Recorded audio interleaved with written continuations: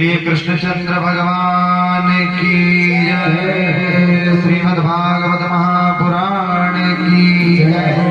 श्री वेद व्यास भगवान की जय। जय जय श्री राधे श्याम।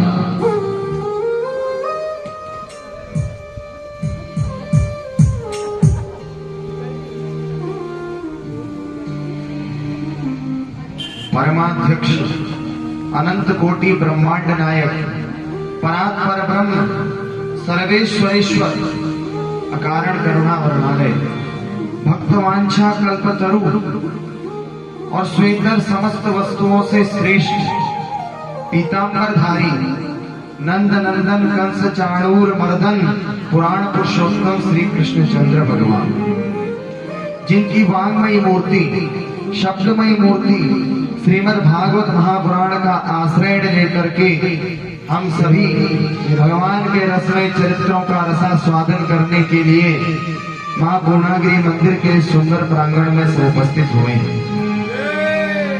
भगवान की कथा के सुरक्षित श्रोता है अनंत बलवंत श्री हनुमंत लाल जी महाराज। जहाँ कहीं भी भगवान की कथा होती है वहां पर श्री हनुमान जी महाराज पधारते हैं और भगवान की कथा का बड़े भाव से आनंद लेते हैं। ऐसे हनुमान जी महाराज के चरणों में कोटि कोटि प्रणति निवेदन करते हुए आज के श्रीमद् भागवत कथा ज्ञान महायज्ञ के द्वितीय दिवस के मुख्य यजमान श्रीमान के.एन. जोशी जी, सपत्नी श्रीमती हेमा जोशी जी, आज के यजमान के लिए जोरदार तालियां। इस श्रीमद् भागवत कथा ज्ञान महायज्ञ को, इस आयोजन को सफल और सुव्यवस्थित बनाने में लगे हुए भगवत चरणानुरागी सज्जनों और इस कथा का रसास्वादन करने के लिए इस सुंदर प्रांगण में उपस्थित हुए भगवत कथा रसरसिक भगवत भक्ति पथपथिक श्रद्धालु श्रोताओं, हमारी प्यारी माताएं एवं बहनें, आप सभी की पावन उपस्थिति में हम सब आज इस श्रीमद् भागवत कथा ज्ञान महायज्ञ के द्वितीय दिवस में प्रवेश कर रहे हैं। प्रेम से कहिए जय जय श्री राधे। कल की कथा में हम सभी ने श्रीमद् भागवत महापुराण के महात्म्य को जाना, महत्व को जाना। हमने कई कथाओं का, कई आख्यानों का श्रवण किया और भगवान की इस कथा के महत्व को समझा कि इस कथा का कितना प्रभाव है। कल हमने कई सारी कथाओं को, प्रसंगों को छुआ था। वो कौन कौन से प्रसंग है, क्या इस कथा पाठन में कोई ऐसा व्यक्ति है जो सारे प्रसंग बता सकता है? हमने कल कौन कौन से प्रसंग सुने हैं, कोई बता सकता है?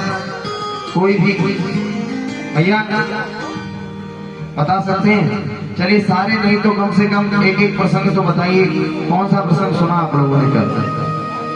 कौन सी कथा आपको सबसे अच्छी लगी कल? एक प्रसंग तो बताइए सब लोग। हाँ दादाजी,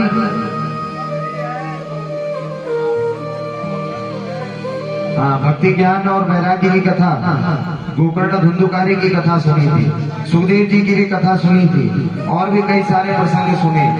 आप लोग थोड़ा नोट करके रखा कीजिए दिमाग में कि हमने क्या क्या प्रसंग सुने।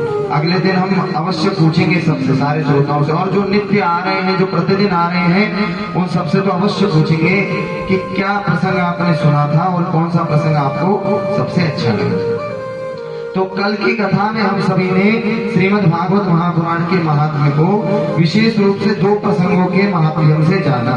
एक भक्ति ज्ञान और वैराग्य की कथा और एक गोकर्ण धुंधुकारी की कथा। भगवान की कथा से प्रेत धुंधुकारी का उद्धार हो गया। भगवान की कथा के प्रभाव से बूढ़े ज्ञान और वैराग्य भी जी उठे और भक्ति देवी का सारा दुख समाप्त हो गया। ये श्रीमद् भागवत महापुराण इस संसार का एक ऐसा अनूठा ग्रंथ है जिसमें भक्ति, ज्ञान, वैराग्य और कर्म, इन चारों का समन्वय किया गया है। किसी शास्त्र में केवल भक्ति की बात होती है, किसी में केवल ज्ञान की बात होती है, लेकिन ये श्रीमद् भागवत महापुराण एक ऐसा ग्रंथ है मां जिसमें भक्ति, ज्ञान, कर्म और वैराग्य, इन चारों का समन्वय किया गया है, चारों का तारतम्य बैठाया गया है। क्योंकि ये चारों एक दूसरे के बिना अधूरे हैं। भक्ति, ज्ञान, वैराग्य और कर्म, ये चारों एक दूसरे के बिना अधूरे हैं और बिना एक दूसरे की सहायता के ये पूर्ण नहीं हो सकते। कोई व्यक्ति सोचे हम केवल कर्म करके भगवान को प्राप्त कर लें, केवल कर्म से हमारा उद्धार हो जाए। लोग कहते हैं केवल कर्म करेंगे, अच्छे कर्म हो तो उद्धार हो जाएगा। कर्म का मार्ग बड़ा पवित्र है और बिना कर्म के व्यक्ति का उद्धार नहीं हो सकता, ये बात सत्य है। स्वयं भगवान श्री कृष्ण ने कहा कि अस्ति चेदीश्वर कश्चित् फल रूपण्य कर्मणा कर्तारं भजते सोपि नह्य कर्तु प्रभुर्हिसा। भगवान उसी की सहायता करते हैं जो कर्म करता है, जो कर्म नहीं करता भगवान उसकी सहायता नहीं करते। आप सोचो एक कमरे में बैठ जाओ और हम बोलो हम राम राम जपेंगे, भोजन मिल जाएगा। अब भोजन के लिए आप कुछ प्रयत्न नहीं करेंगे तो भोजन राम जी नहीं देने वाले। एक कमरे में आप कुंडी लगा करके बैठ जाओ और राम राम बोलते रहो, कुछ कर्म ना करो, केवल बैठे रहो, खाना मिलेगा? बोले नहीं मिलेगा, कर्म करना पड़ेगा। बिना कर्म के, बिना किसी कर्म के परमात्मा भी सहायता नहीं करते, इसलिए कर्म का मार्ग बड़ा पवित्र है। लेकिन कोई व्यक्ति सोचे कि केवल कर्म से हमारा उद्धार हो जाए, केवल कर्म से हमारा उद्धार हो जाए, हमें परमात्मा की प्राप्ति हो जाए, तो ये बात भी सत्य नहीं है। बिना कर्म के उद्धार नहीं हो सकता और केवल कर्म से भी उद्धार नहीं हो सकता। क्योंकि केवल कर्म यदि आप करते हो तो कर्म का यहाँ पर अर्थ है स्ववर्णाश्रमानुकूल शास्त्रोक्त कर्म। कर्म मतलब कुछ भी काम नहीं, जो तुम्हारे लिए शास्त्रों में वर्णन किया गया है कि आपका ये वर्ण है, आपका ये आश्रम है। 4 आश्रम होते हैं, 4 वर्ण होते हैं। शास्त्रों में जिस वर्ण के लिए, जिस आश्रम के लिए जिस कर्म का निरूपण किया गया है वो कर्म ही कर्म कहलाता है, वो शास्त्रोक्त कर्म है। और हमारे शास्त्रों में ना व्यक्ति की दिनचर्या में इतने कर्मों का वर्णन किया है, प्रातः काल उठने से लेकर के रात को सोने तक इतने कर्मों का वर्णन है, इतने कर्मों का वर्णन है कि व्यक्ति कंफ्यूज हो जाए कौन सा कर्म करे, कौन सा कर्म ना करे। बड़े बड़े विद्वान भी कर्म करते हुए मोहित हो जाते हैं कर्म के मार्ग में कि हम कौन सा कर्म करें, कौन सा कर्म ना करें। किम कर्मेति कवयोप्यत्र मोहिता अतत्ते कर्म प्रवक्ष्यामि यद्ध्यात्वा मोक्षसे शुभात्। गीता में भगवान श्री कृष्ण कहते हैं कि किम कर्म किम अकर्म इति, कर्म क्या है और कर्म क्या है, इसमें तो बड़े बड़े विद्वान भी मोहित हो गए। कोई निर्णय नहीं कर पाता है कि हम ये करें या ये करें। इसलिए कर्म का मार्ग है तो बड़ा अच्छा, लेकिन कर्म मार्ग से भी परमात्मा को प्राप्त करना मुश्किल है। तो अब क्या करें? बोले केवल कर्म नहीं, कर्म के साथ भक्ति, ज्ञान, वैराग्य का भी समन्वय करो।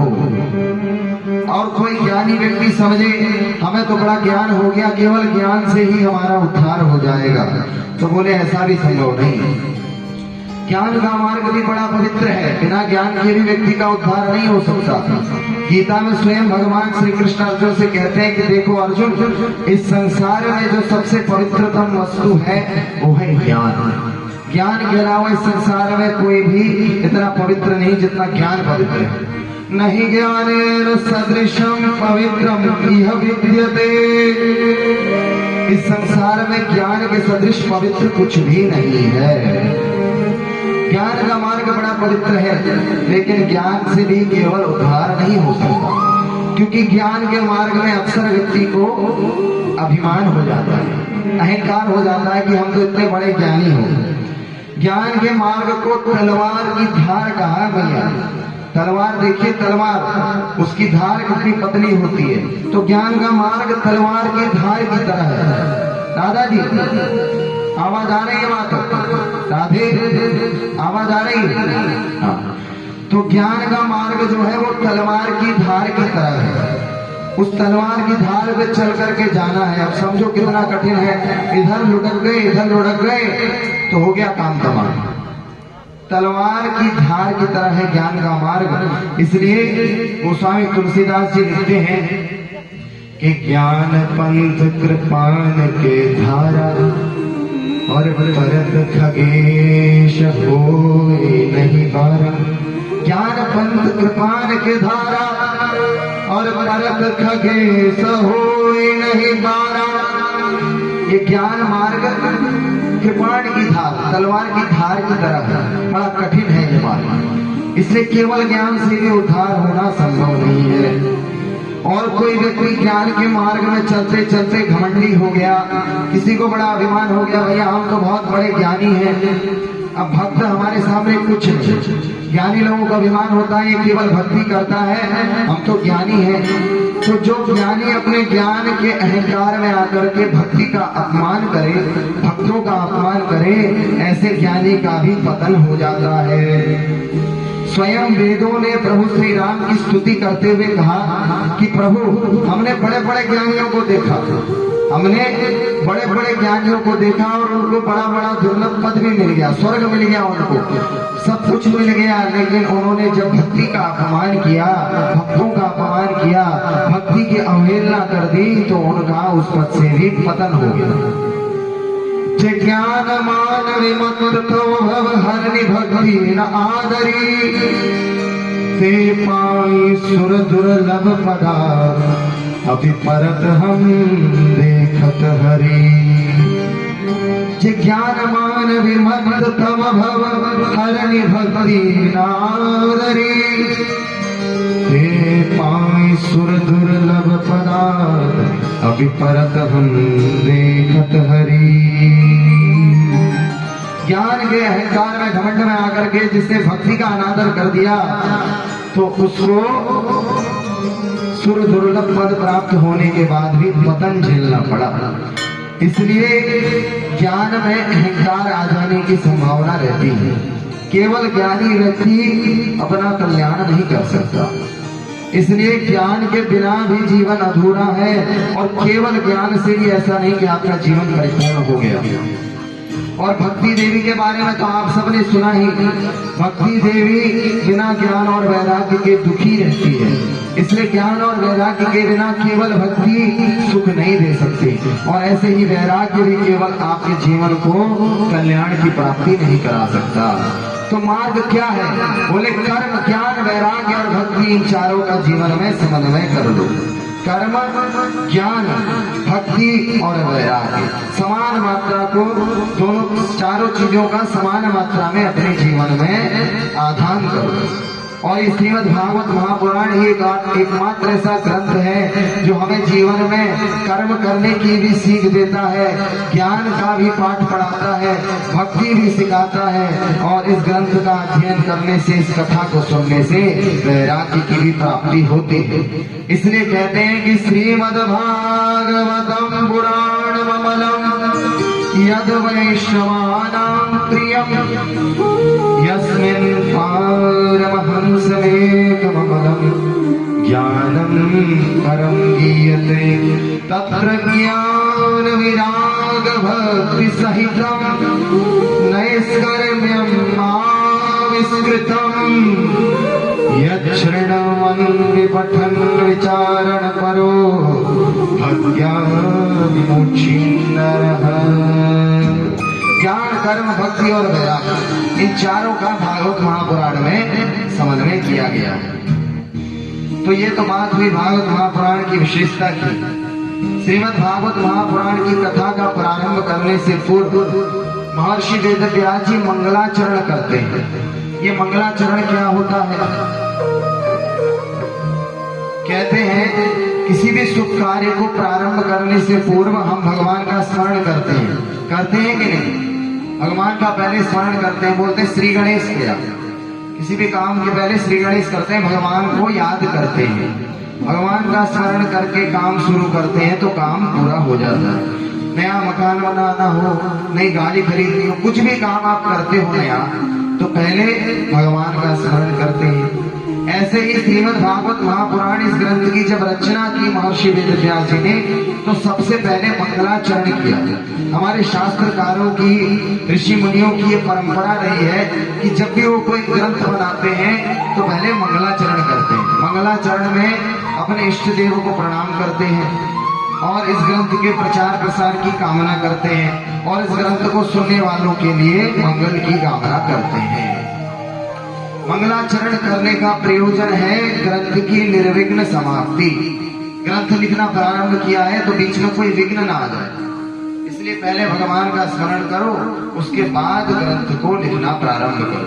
ये हमारे ऋषि महर्षियों की परंपरा रही और ऐसे ही हमारी भी ये परंपरा होनी चाहिए कि भगवान की कथा सुनने से पूर्व भगवान का हम स्मरण करें। महर्षि वेदव्यास जी मंगलाचरण करते हुए कहते हैं पहले श्लोक में, इस श्रीमद् भागवत महापुराण का प्रथम श्लोक है, जन्माद्यस्य यतोऽन्वयादितरतः चार्थे स्वभिज्ञ स्वराट् तेने ब्रह्म हृदयादिकवये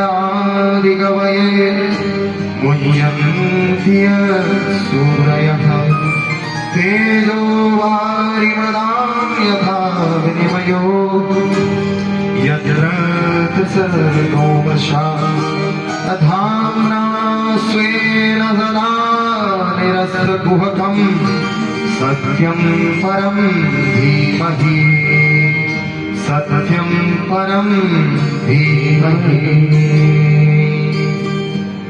महर्षि वेदव्यास जी ने पहले श्लोक से किसी देवता की वंदना नहीं की, किसी देवता का नमस्कार नहीं किया, किसी देवता को प्रणाम नहीं किया। बोले किसको प्रणाम किया? सत्य को। सत्यम परम धीमहि। और सत्य क्या है? बोले धर्म न दूसर सत्य समाना। सत्य ही सबसे बड़ा धर्म है। और धर्म क्या है? बोले रामो विग्रहवान धर्म। धर्म तो भगवान का ही स्वरूप है, इसलिए सत्य स्वरूप परमात्मा भगवान श्री कृष्ण का स्मरण किया है महर्षि वेदव्यास जी ने पहले श्लोक में। अब दूसरे श्लोक में महर्षि वेदव्यास जी इस श्रीमद् भागवत महापुराण के विषय का निरूपण करते हैं। किसी किताब को आप पढ़ो तो उसमें पहले विषय सूची होती है ना, कि इसमें क्या विषय आएगा, इसमें ये टॉपिक है। ऐसे ही श्रीमद् भागवत महापुराण में क्या विषय है, इसको पढ़ने का कौन अधिकारी है, इस कथा को कौन सुन सकता है, ये ग्रंथ का क्या प्रयोजन है, ये सारी बातें महर्षि वेदव्यास जी ने दूसरे श्लोक में बताई। दूसरे श्लोक में महर्षि वेदव्यास जी कहते हैं कि धर्म प्रौचित गए प्रभुत्र परमो निर्मत्सराणां सता वेद्यं वास्तवमत्र वस्तु शिवदं तापत्रयोन्मूलनम् श्रीमद्भागवते महामुनिकृते किं वा वरेश्वरः सद्यो हृद्यवरुध्यते प्रकृतिभिः शुश्रूषिभिस्तक्षणा। श्रीमद्भागवते महामुनिकृते। बोले श्रीमद् भागवत महापुराण में मैंने परम धर्म का निरूपण किया है। ये परम धर्म क्या चीज है भैया? बोले परम धर्म माने समस्त प्राणियों के लिए जो सबसे बड़ा कर्तव्य है, जिसके लिए हमें ये शरीर मिला है। ये शरीर किस लिए मिला है? सोने के लिए मिला है क्या? भोजन करने के लिए मिला है? मौज मस्ती के लिए मिला है क्या? किस लिए मिला है आपको ये मानव शरीर? बोले सवै पुंसा परो धर्मो यतो भक्तिरधोक्षजे अहेत्युक्य प्रतिहता आत्मा संप्रसीदति। आगे के प्रसंग में आप सुनेंगे परम धर्म है व्यक्ति के लिए भगवान के चरणों में निश्चल प्रेम, निश्चल भक्ति, निष्काम भक्ति, भगवान के चरणों में भक्ति हो, यही व्यक्ति के लिए परम धर्म है। सारे धर्मों से बढ़कर ये धर्म है परम धर्म, और इसी परम धर्म का वर्णन किया है महर्षि वेदव्यास जी ने श्रीमद् भागवत महापुराण में। अब ये तो हो गया विषय, लेकिन इस विषय का अधिकारी कौन है? आप इस कथा में आए हो, एक बार अपने मन में चिंतन करना आप सभी कि हम इस कथा के अधिकारी हैं कि नहीं। कहीं हमारे भीतर कोई कमी तो नहीं, हमारे भीतर कोई कमी तो नहीं। इस कथा को सुनने का अधिकारी कौन है? बोले निर्मत्सराणां सतां, जिनके हृदय से मात्सर्य निकल गया है। ये मात्सर्य क्या चीज होती है? ये मात्सर्य क्या चीज होती है? बोले पड़ोसी की उन्नति को देख करके जलना, कहीं ये गुण आपके अंदर तो नहीं है? पड़ोसी की उन्नति को देख करके अंदर ही अंदर आग लग जाए, अरे ये बड़ा सेठ हो गया, अरे इसके पास तो कार है। हमारे अंदर अक्सर ऐसा स्वभाव होता है, हम अपनी खुशी से इतना खुशी नहीं होती हमें जितना दूसरे की खुशी से हमें दुख हो जाता है। दूसरा यदि खुश है तो हमको बड़ा दुख होता है, यार ये इतना खुशी कैसे हो सकता है, इसको इतना सुख कैसे है, हमें इतना सुख नहीं है, क्यों नहीं है हमें इतना सुख। एक मच्छर है जो बाहर से काटता है आदमी, मच्छर देखा है सबने, मच्छर बाहर से काटता है, ये अंदर का पूज्य प्रेम नारायणाचार्य जी महाराज के ऐसे ही दिव्य प्रवचनों का आनंद लेते रहने के लिए चैनल को सब्सक्राइब करें। नई वीडियोस की नोटिफिकेशन सर्वप्रथम प्राप्त करने के लिए बेल आइकन को दबाएं। डिस्क्रिप्शन में दिए गए लिंक्स के द्वारा पूज्य महाराज श्री को सभी सोशल मीडिया प्लेटफॉर्म्स पर फॉलो करें। पूज्य प्रेम नारायणाचार्य जी महाराज का ये दिव्य संकल्प है कि श्रीमद् भागवत कथा एवं श्रीमद् वाल्मीकि रामायण कथा के माध्यम से शास्त्रों का ज्ञान जन जन तक पहुंचाया जाए। महाराज श्री के इस दिव्य संकल्प में आप भी श्रीमद् भागवत कथा एवं वाल्मीकि रामायण कथा का आयोजन करा करके सहयोग कर सकते हैं। पूज्य महाराज श्री से श्रीमद् भागवत कथा एवं श्रीमद् वाल्मीकि रामायण कथा करवाने हेतु दिए गए नंबरों पर संपर्क करें।